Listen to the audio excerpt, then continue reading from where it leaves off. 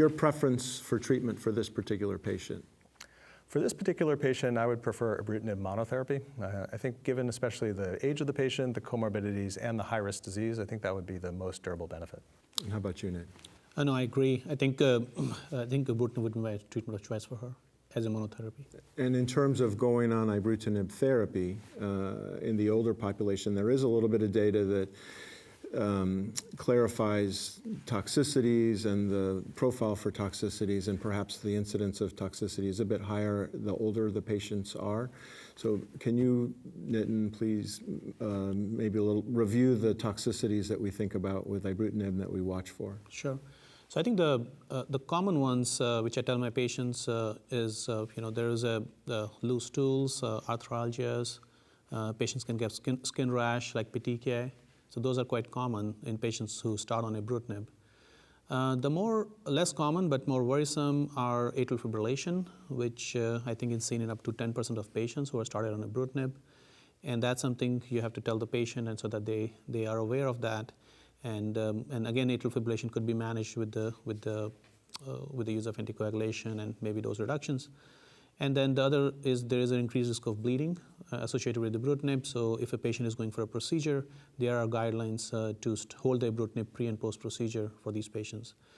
The other important aspect is to tell the patient and the physicians they should know that patients will get what is called reactive lymphocytosis once they start Ibrutinib for the first few months, and that is not disease progression.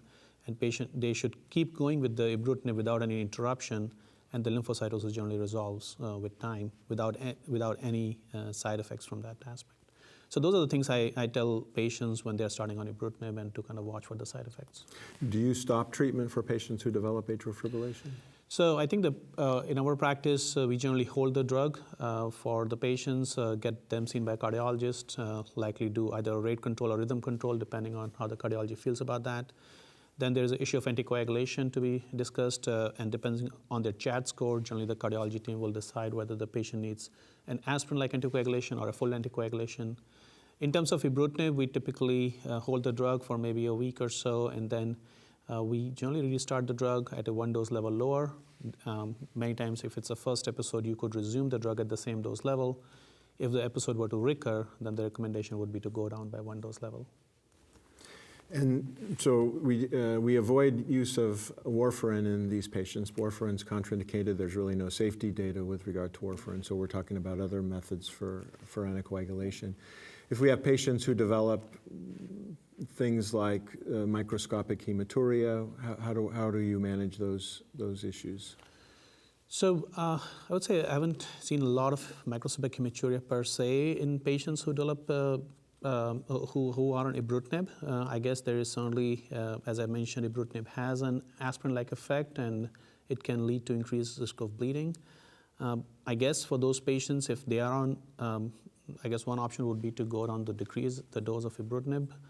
But I haven't encountered much of that per se for patients, but I'll be curious if others in the panel have a thought on that. Yeah, I mean, we've had a couple of cases like this, and we will typically reduce the dose temporarily and see if it gets better, and then we do try to re-challenge with the higher dose, and if it does come back, we'll sometimes get our urology colleagues involved and do cystoscopy just to make sure there's no lesion in the bladder that this may be bringing out bleeding, for example, but in general, it's quite manageable.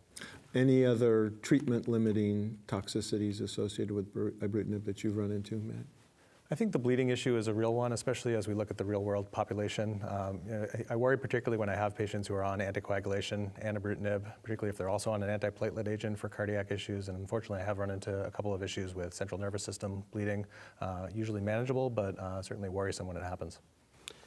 And one thing maybe I would like to highlight is another thing is hypertension, which again is an issue which we have seen several patients where after starting Ibrutinib, their blood pressure will go higher, and we have to many times either introduce a new drug for them or change the dose of the antihypertensive. So that's another issue with Ibrutinib which we see commonly.